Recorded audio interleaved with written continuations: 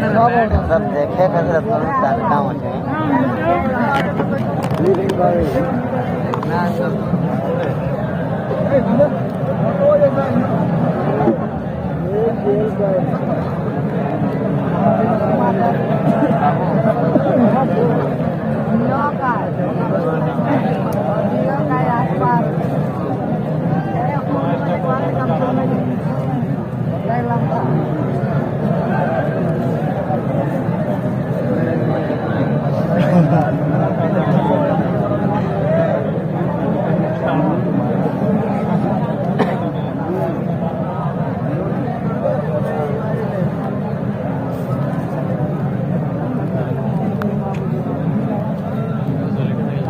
السلام علیکم ورحمۃ اللہ وبرکاتہ۔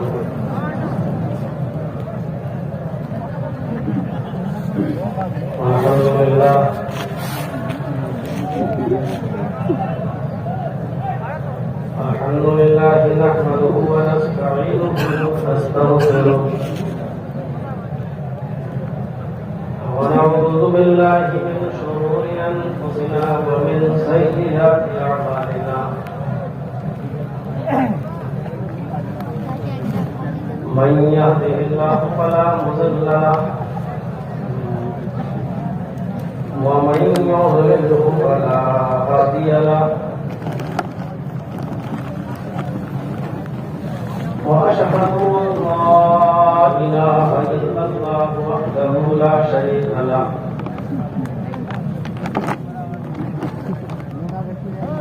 وأشهد أن محمدا عبده ورسوله،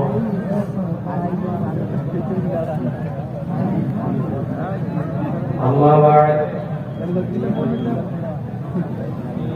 فإن خير الحديث كتاب الله، وخير الهدي هدي محمد صلى الله عليه وسلم، وشر الأمور محدثاتها وكل محدثة بدعة وكل بدعة ضلالة وكل ضلالة في النار۔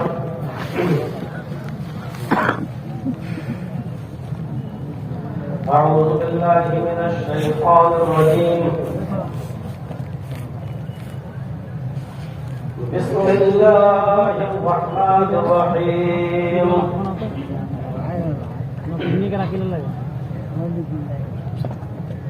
وما خلقت الجن والإنس إلا ليعبدون،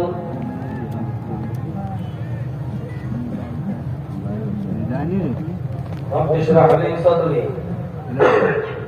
ويسر لي أمري واحلل عقدة من لساني يفقهوا قولي۔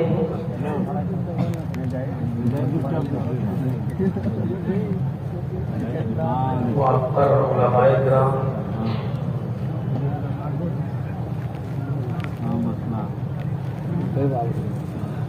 اجلاس کے ذمہ داران،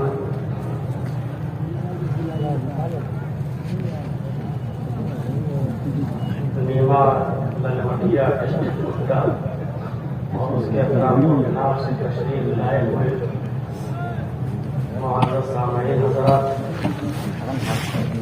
اقدار اسلامی خواتین، پیاری ماں و بہنوں، قوم و ملت نوجوانوں، مستقبل کے ہونہار عزیز بچوں،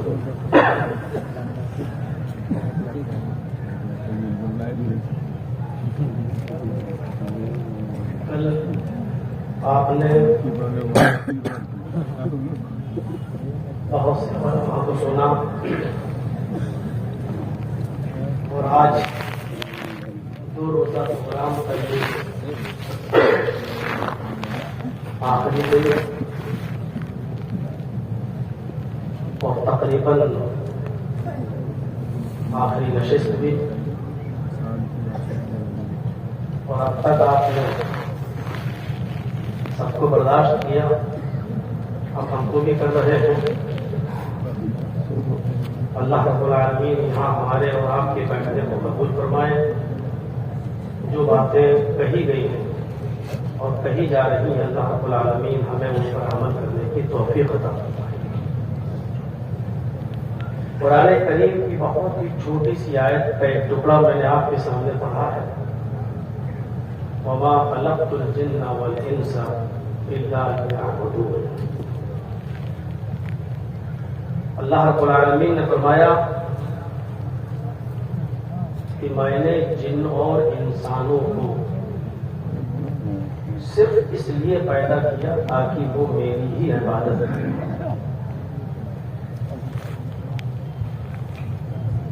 اصل مقصد عبادت ہے۔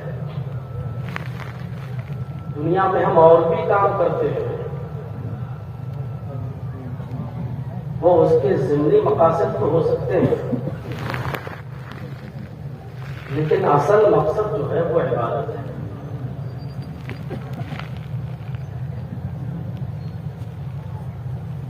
جو چیزیں بھی ہم دیکھ رہے ہیں دنیا میں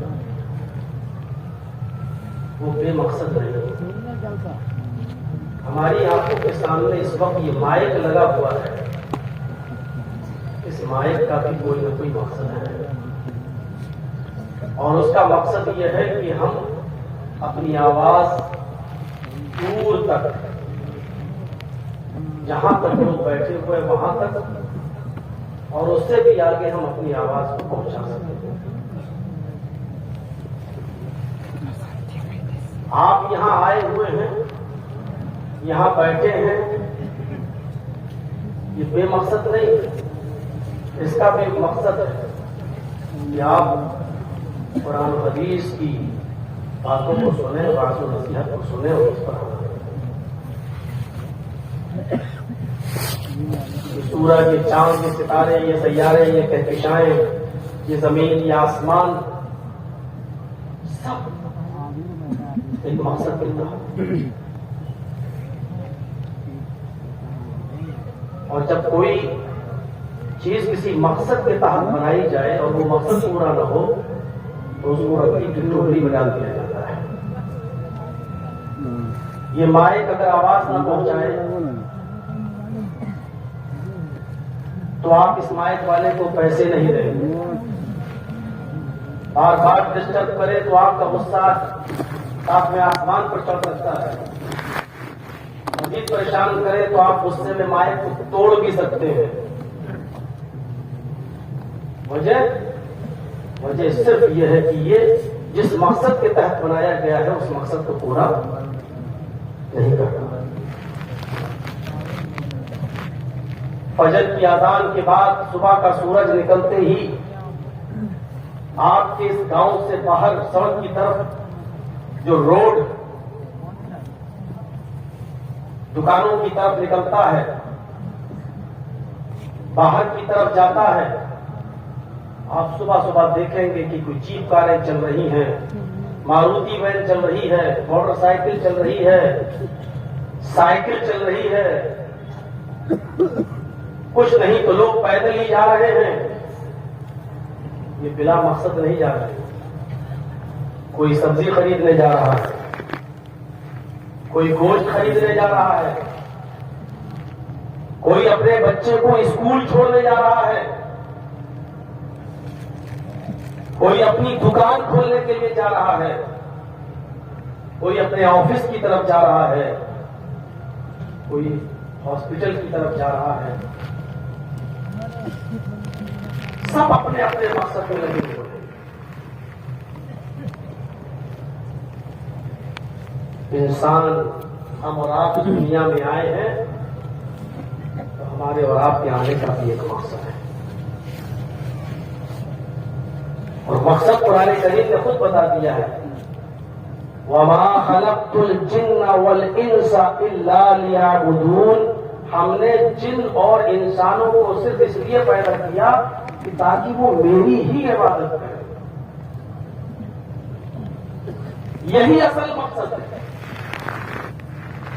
آپ اپنے کسی ضروری کام کے لیے آپ اپنے علاقے کے ایم ایل اے سے ملنے جانا چاہتے ہیں، ایم پی سے ملنے جانا چاہتے ہیں، آپ اپنے گاؤں کو چھوڑ کر اس کی بستی کی طرف جا رہے ہیں، آپ ڈسٹرکٹ گڈا کی طرف جا رہے ہیں, آپ بھاگلپور کی طرف جا رہے ہیں, آپ کا ارادہ ہے, آپ نے رخت سفر باندھا ہے, آپ کا مقصد ہے کہ ہم اپنی پریشانی, اپنے گاؤں کی پریشانی کو دور کرنے کے لیے کسی لیڈر سے ملیں.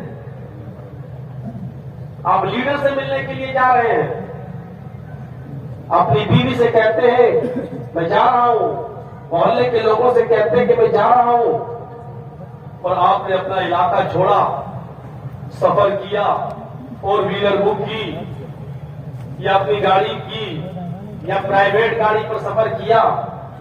آپ جب گڈا پہنچتے ہیں یا آپ جب بھاگلپور پہنچتے ہیں, بیل بجاتے ہیں, پتا چلتا ہے کہ لیڈر صاحب, ایم ایل اے صاحب, ایم پی صاحب ابھی دلی کے لیے نکل چکے ہیں. آپ کا مقصد تھا لیڈر سے ملنا, آپ کا مقصد تھا M P M L A سے ملنا, لیکن جب آپ وہاں پہنچے تو ایم ایل اے صاحب, ایم پی صاحب جا چکے ہیں, دلی کے لیے, رانچی کے لیے نکل چکے ہیں. آپ مایوس ہو جاتے ہیں. اب آپ گھر کی طرف لوٹ رہے ہیں, لیکن لوٹنے سے پہلے آپ نے دیکھا کہ ایک مارکیٹ راستے میں پڑتا ہے, سستا مارکیٹ ہے, آپ کے موزے پھٹے ہوئے ہیں, آپ نے دیکھا کہ ہم موزے بہت بک رہے ہیں, آپ نے 2-4 موزے خرید لیے. تھوڑا سا اور آگے بڑھتے ہیں, کھلونے بک رہے تھے, آپ نے اپنے بچوں کے لیے کھلونے خرید لیے ہیں. سستا مارکیٹ دیکھا تو آپ نے اپنی بیوی کے لیے ساڑی یا سوٹ بھی خرید لیا ہے, اور یہ ساری چیزیں آپ نے خریدی ہیں. اور خریدنے کے بعد جب آپ اپنے گھر آتے ہیں, بیوی سے ملاقات ہوتی ہے, گاؤں والوں سے ملاقات ہوتی ہے, آپ کے منہ سے چھوٹتے ہی یہ نکلتا ہے کہ مقصد پورا نہیں ہوا, سفر بیکار ہو گیا. آپ نے موزہ خریدا ہے, آپ نے سستا کپڑا خریدا ہے, آپ نے بچوں کے کھلونے خریدے ہیں, سفر سے لوٹتے وقت یہ ساری چیزیں آپ نے خریدی ہیں, لیکن اس کے باوجود آپ کیا کہیں گے کہ مقصد پورا نہیں ہوا ہے, سفر بیکار ہو گیا ہے. کیوں؟ یہ جملہ آپ کے منہ سے اس لیے نکل رہا ہے کیونکہ آپ کا اصل مقصد تھا لیڈر سے ملنا, آپ کا اصل مقصد تھا ایم ایل اے اور ایم پی سے ملاقات کرنا, لیکن اس سے ملاقات تو آپ کی ہوئی نہیں. اگرچہ موزہ لے لیا, اگرچہ کپڑا خرید لیا, اگرچہ کھلونے لے لیے, لیکن اس کے باوجود آپ یہی کہیں گے کہ سفر بیکار ہو گیا ہے. یہ سستی چیزیں خریدنے کے باوجود سفر بیکار.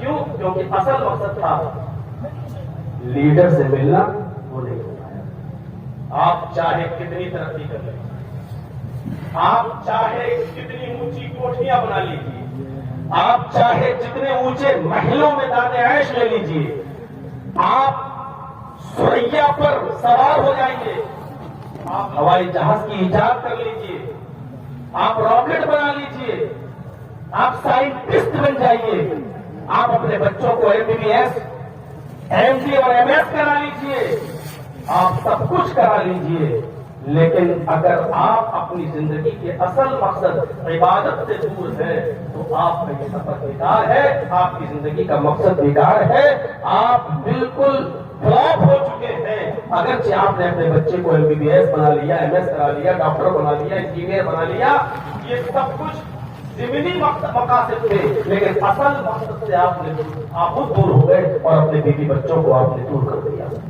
اسی لیے دنیا میں بدامنی ہے, اسی لیے دنیا میں بدامنی ہے. اور بدامنی کی وجہ کیا ہے؟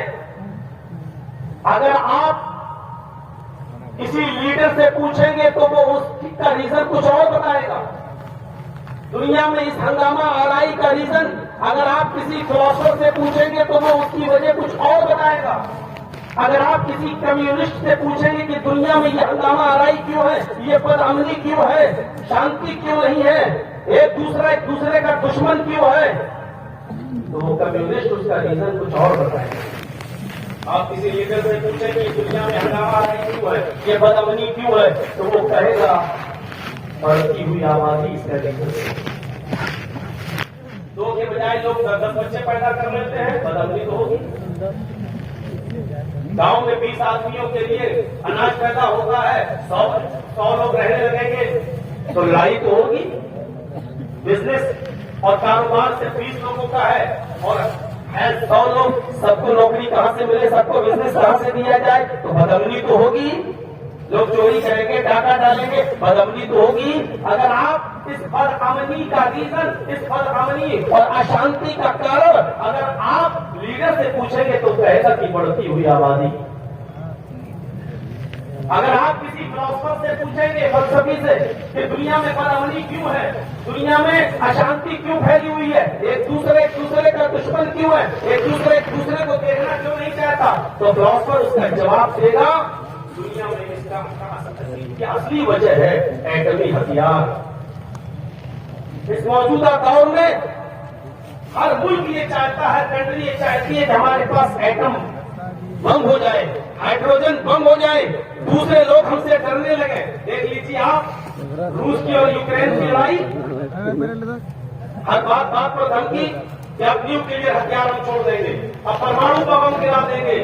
جن ملکوں کے پاس ایٹمی ہتھیار نہیں ہے وہ بیچارے آج ڈرے ہوئے سہمے ہوئے ہیں اور وہ ایٹمی ہتھیار بنانے کی تیاری کر رہے ہیں تاکہ ہم بھی مشکل وقت پر دشمن کا جواب دے سکیں اور دشمن کے دانت کھٹے کر سکیں، اور جو ایٹمی طاقت بننا چاہتے ہیں اس کو سپر پاور ممالک ایٹمی ہتھیار، ایٹمی طاقت بننے کا سپنا پورا نہیں ہونے دے رہے ہیں، جیسے ایران وغیرہ۔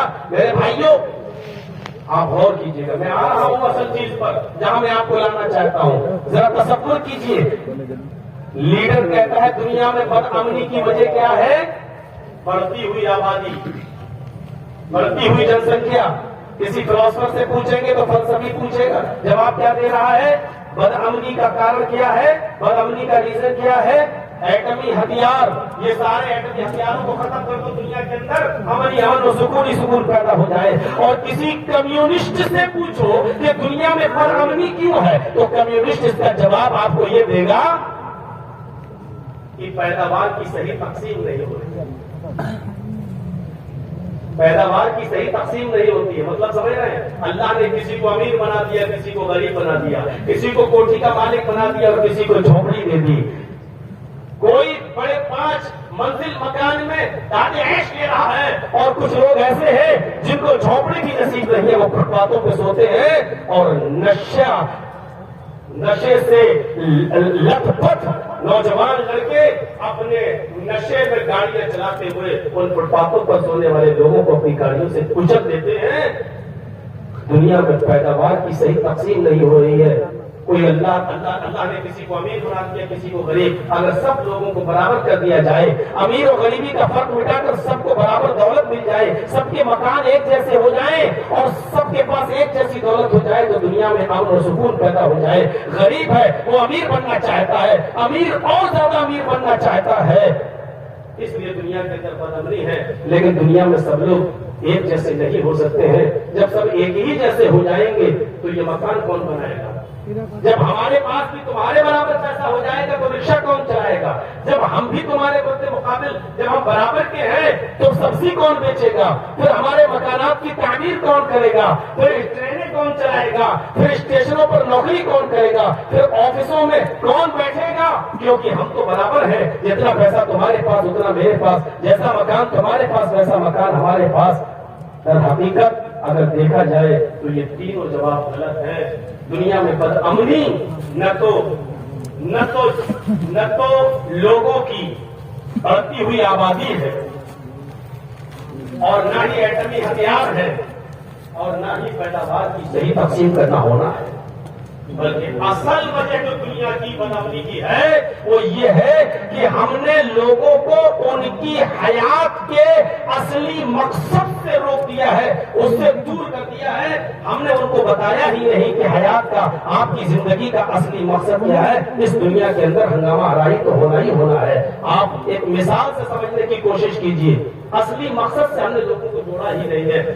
پرائمری اسکول ہے، آپ کے ہاں ہوں گے، بولے ہوں گے، آپ ایک مثال سے سمجھنے کی کوشش کیجئے۔ اس اسکول کا ٹائم ہے 10 بجے کا، چھٹی ہوتی ہے 2 بجے بچوں کی۔ 10 بجے اسکول کا ٹائم، چھٹی ہو رہی ہے 2 بجے۔ ذرا سنیے گا، اسکول میں بچے 9 ہی بجے آ جاتے ہیں، ٹائم ہے 10 بجے کا، اسکول پہلے سے کھل جاتا ہے، بچے 9 ہی بجے آ گئے، 9:30 بجے آ گئے، ابھی گھنٹی نہیں لگی ہے، ابھی کلاس میں نہیں گئے ہیں، لیکن وہ بچے جو گراؤنڈ میں جمع ہیں لڑ رہے ہیں. کوئی پیڑ پہ چڑھ رہا ہے، کوئی فٹ بال کھیل رہا ہے، کوئی والی بال کھیل رہا ہے، کوئی کرکٹ کھیل رہا ہے. آپس میں گتم گتا بھی ہو رہی ہے، لڑائی بھی ہو رہی ہے، شور ہو رہا ہے، ہنگامہ ہو رہا ہے. میں پوچھتا ہوں کہ یہ اسکول کے اندر ان بچوں کے درمیان ہنگامہ کیوں ہو رہا ہے؟ یہ کوئی بچے شرارت کرتے ہوئے پیڑ پہ چڑھ رہے ہیں، ایک بچہ دوسرے کو مار رہا ہے، دوسرا اس کا کالر پکڑ رہا ہے. یہ بچوں کے اندر ہنگامہ آرائی کیوں ہو رہی ہے؟ ابھی جو بچے ہنگامہ آرائی کا شکار ہیں، ایک دوسرے کو مارنا اور گالی گلوچ کر رہا ہے، کوئی پیڑ پہ چڑھ رہا ہے، کوئی کبڈی کھیل رہا ہے، کوئی کرکٹ کھیل رہا ہے، کوئی ایک دوسرے کو گالی دے رہا ہے. اچانک گھنٹی بجتی ہے، اچانک کلاس میں ٹیچر آتا ہے اور بچے فوراً بھاگتے ہوئے کلاس میں چلے جاتے ہیں اور ایک دم خاموش ہو جاتے ہیں اور وہ ٹیچر اپنے بچوں کو پڑھانے لگتا ہے. جب ٹیچر اپنے بچوں کو پڑھاتا ہے تو آپ نہ کوئی گالی دے رہا ہے، اب نہ کوئی بکواس کر رہا ہے، اب کوئی نہ پیڑ پہ چڑھ رہا ہے، اب نہ کوئی کرکٹ کھیل رہا ہے، اب نہ کوئی گالی گلوچ کر رہا ہے. بچوں کے اندر شانتی پیدا ہو گئی ہے. کیوں؟ اس کا جواب یہ ہے کیونکہ ٹیچر نے اب بچوں کو ان کے اصلی مقصد میں لگا دیا. جب تک یہ لوگ اپنے اصلی مقصد میں لگے نہیں تھے تب تک ہنگامہ آرائی کا شکار تھے، اور جب اصل مقصد سے جوڑ دیا ہے تو شانتی ہو گئی، سکون ہو گیا، اور آپس میں وہ خاموشی کے ساتھ پڑھنے لگے. کوئی میتھ پڑھ رہا ہے، کوئی سائنس پڑھ رہا ہے، کوئی انگلش گرامر پڑھ رہا ہے. شانتی ہو گئی. اور شانتی کی اصل وجہ کیا ہے؟ ہم نے ان کو اصلی مقصد سے جوڑ دیا ہے.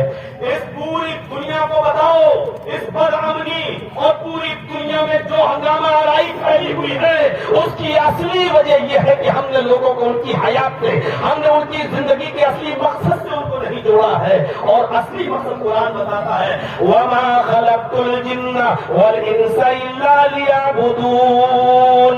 ہم نے جنوں اور انسانوں کو صرف اس دنیا میں اس لیے پیدا کیا ہے تاکہ وہ میری ہی عبادت کرے. ہم لوگوں کو اللہ کی عبادت سے جوڑ دیں، ان کے اصلی مقصد سے جوڑ دیں، دنیا میں امن ہی امن پیدا ہو جائے گا، دنیا میں سکون ہی سکون پیدا ہو جائے گا. ہنگامہ آرائی صرف اس لیے ہو رہی ہے کیونکہ ہم نے اصلی مقصد سے لوگوں کو غافل کر دیا ہے. یا یوں کہہ لو کہ لوگ اپنی زندگی کے اصلی مقصد سے غافل ہیں. میرے پیارے ساتھیوں، اصلی مقصد سے جوڑنے کی ضرورت ہے.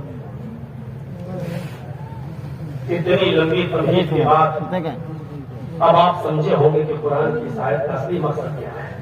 وَمَا خَلَقْتُ الْجِنَّ وَالْإِنسَ إِلَّا لِيَعْبُدُونَ. کتنی چھوٹی سی آیت کا ٹکڑا ہے، لیکن اب آپ سمجھنے کی کوشش کریے کہ دنیا میں یہ جو پھیلی ہوئی ہے بدامنی اور اشانتی، یہ کیسے دور ہوگی جب ہم لوگوں کو ان کی زندگی کے اصل مقصد سے جوڑ دیں گے کہ تم پیدا کیوں ہوئے ہو.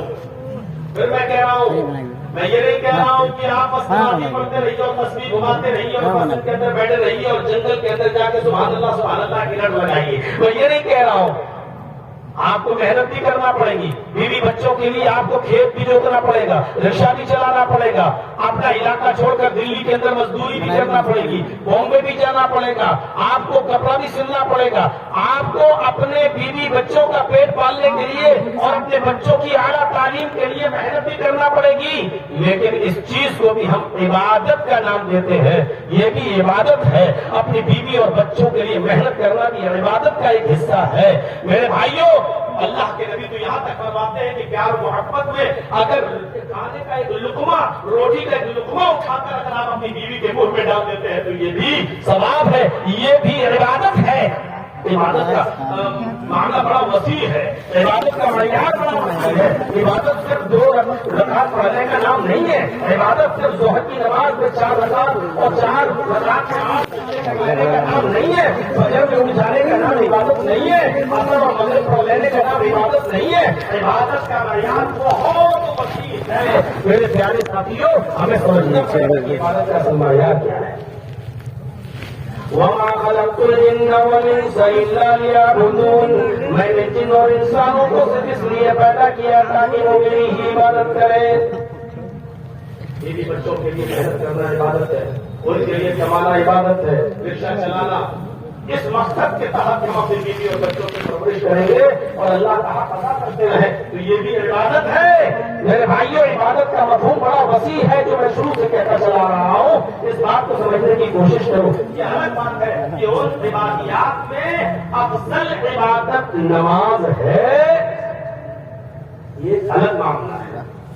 اپنے آپ کو اللہ کے سامنے سرینڈر کرنا, اس کے سامنے جھکنا, یہ افضل عبادت ہے. یہ افضل عبادت ہے اور اس کو ہمیں اور آپ کو سمجھنا پڑے گا. اور یہ افضل عبادت جو نماز ہے یہ کوئی معمولی چیز کی نہیں ہے. اور پانچوں وقت کی نماز جماعت کے ساتھ پڑھنا یہ کوئی معمولی کام بھی نہیں ہے. اس بات کو بھی آپ ذہن نشین کر لیجئے. یہ کوئی معمولی کام بھی نہیں ہے. قرآن اگر آپ پڑھیں گے تو اس کو بڑا مشکل کام قرار دیا ہے, بڑا مشکل. وَإِنَّهَا لَكَبِيرَةٌ إِلَّا عَلَى الْخَاشِعِينَ الَّذِينَ يَظُنُّونَ أَنَّهُم مُّلَاقُو رَبِّهِمْ وَأَنَّهُمْ إِلَيْهِ رَاجِعُونَ. اس قرآن کی آیت کے پہلے لفظ پر غور کریں. وَإِنَّهَا لَكَبِيرَةٌ, بہت مشکل اور بہت بڑا کام ہے. 5 وقت کی نماز پڑھنا مشکل کام ہے. کن لوگوں کے لیے مشکل نہیں ہے اللہ نے آگے بتا دیا ہے, لیکن ہر انسان کے لیے مشکل ہے, ایسا نہیں. وَإِنَّهَا لَكَبِيرَةٌ, بہت بڑا کام ہے 5 وقت کی نماز پڑھنا. آپ سونے کی دکان پر بیٹھے ہوئے ہو, سنہار ہیں آپ, اور آپ شادی کا جو سونا کرتا ہے, سونا بیچنے کا, گولڈ بیچنے کا, تو اس میں آپ کو 1 لاکھ روپے کی پروفٹ ہونے والی ہے. اور اسی وقت اذان کی آواز آ رہی ہے حی علی الصلاۃ. آپ 1 لاکھ روپے کا نقصان چھوڑ کر فوراً مسجد کی طرف بڑھ جائیں, اپنی دکان بند کر کے فوراً مسجد کی طرف چلے جائیں. یہ ہر انسان کے دل گردے کی بات نہیں ہے. ہر انسان کا کلیجہ ایسا کرنے کے لیے تیار نہیں ہوگا. اب جماعت چھوڑ دینا وہ گوارا کر لے گا, بعد میں نماز پڑھ لینا وہ منظور کر لے گا, لیکن اپنے کسٹمر سے 1 لاکھ روپے کی اس کی پروفٹ ہونے والی ہے, اس کو چھوڑنا وہ گوارا نہیں کرے گا. اس لیے اللہ رب العالمین نے پہلا لفظ جو استعمال کیا وہ یہ وَإِنَّهَا لَكَبِيرَةٌ, یہ بہت مشکل کام ہے, بہت بڑا کام ہے. إِلَّا عَلَى الْخَاشِعِينَ الَّذِينَ يَظُنُّونَ ان لوگوں کے لیے نہیں, ان لوگوں کے لیے مشکل نہیں ہے جو ڈرتے ہیں اپنے رب سے ملاقات, جن کو معلوم ہے کہ مجھے ایک دن اپنے رب سے ملاقات کرنا ہے. بھائی ایک دن مرنا سبھی کو ہے, ایک دن انتقال سبھی کا ہونا ہے, مرنا سب کو ہے. تو جو اپنے رب سے ملاقات کا غالب گمان جن کو ہے کہ ہمیں اپنے رب کے پاس جانا ہے, ہمیں اپنے رب سے ملنا ہے, جو یہ سوچے بیٹھے ہیں ان کے لیے مشکل نہیں ہے. اور دکان بند کرے گا, وہ نماز پڑھنے جائے گا. وَأَنَّهُمْ إِلَيْهِ رَاجِعُونَ, اور جن کو معلوم ہے کہ ہمیں پلٹ کر اسی کی طرف جانا ہے, ہمیں پلٹ کر اسی کی طرف جانا ہے اللہ کے پاس, تو ان لوگوں کے لیے مشکل نہیں ہے. پتہ یہ چلا کہ نماز پڑھنا بہت بڑا مشکل کام ہے, لیکن اس کے لیے جو اپنے رب سے ملاقات کی امید نہ رکھتا ہو اس کے لیے, اس کے لیے جس کو مرنے کے بعد اپنے رب کے پاس لوٹنے کا یقین نہ ہو اس کے لیے, لیکن جس کو اپنے رب سے ملاقات کی امید ہو اور جو یقین رکھتا ہو کہ ہمیں مر کر اللہ کے پاس جانا ہے, اس کے لیے 5 وقت کی نماز پڑھنا مشکل کام نہیں ہے.